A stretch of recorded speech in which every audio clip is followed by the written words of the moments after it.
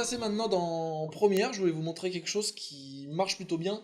C'est pas un gadget, ça peut être utile en prod, mais bon, on va pas l'utiliser tous les jours non plus.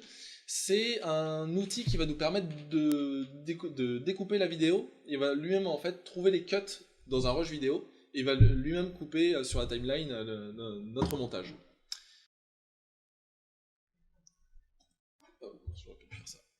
Hop. Donc je crée un nouveau projet que je vais enregistrer sur le bureau ici. Hop. Et on va l'appeler démo.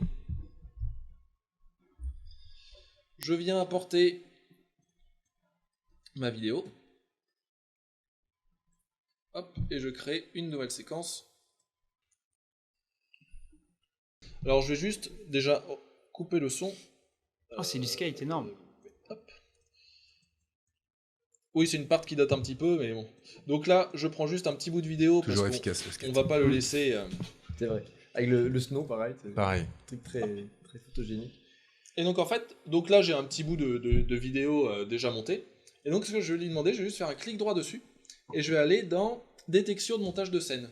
Donc on a plusieurs options. Et il me demande si je veux appliquer une coupure à chaque point de coupure détecté. Donc en fait il analyse la vidéo et il détecte chacun des cuts. Tous les cuts. Donc c'est ce que je vais lui demander. Oh. Et en même temps il me demande de créer un chutier de sous-éléments à partir de chaque point découpé. En fait il va me classer mes rushs par petits bouts. Donc une fois que ce sera fait, je pourrai les réimporter. Et chaque petit rush sera déjà découpé. Ça va être très... C'est génial. Tu décomposes pas mal. un film en fait.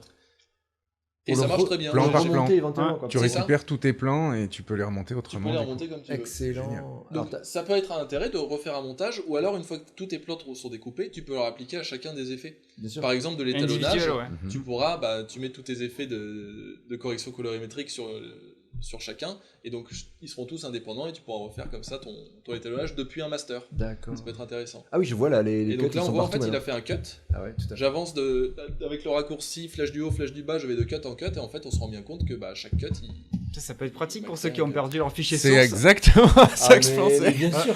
C'est j'ai plus que le montage final, C'est j'ai ça, tout c'est paumé. Et donc, en plus de m'avoir découpé la séquence, je lui avais demandé de me créer un sous-chutier avec tous les éléments. Et C'est donc, génial. il m'a recréé chacun des rushs comme ça. Ça, c'est vraiment Excellent. terrible. Ces Ouais. allers-retours, Ça, c'est c'est chouette, super. Ouais. J'aime beaucoup l'idée. Hein. Alors dans un complément d'info, ça me fait penser que dans Photoshop, vous savez que les calques, plusieurs calques peuvent devenir un objet dynamique. Et que maintenant, il y a une fonction pour dynamiser ce groupe pour que ça redevienne des calques. Il se calque. Donc il y a aussi un aller-retour. Alors c'est pas la même C'est chose dans que la ça, même logique. mais c'est dans effectivement. l'idée que t'as fait quelque chose puis tu veux le défaire en fait. Mhm. C'est- Voilà pour moi. Terrible. Le tour de ce que je voulais vous montrer. Merci Aurélien, Ouais, super. merci Aurélien. Super.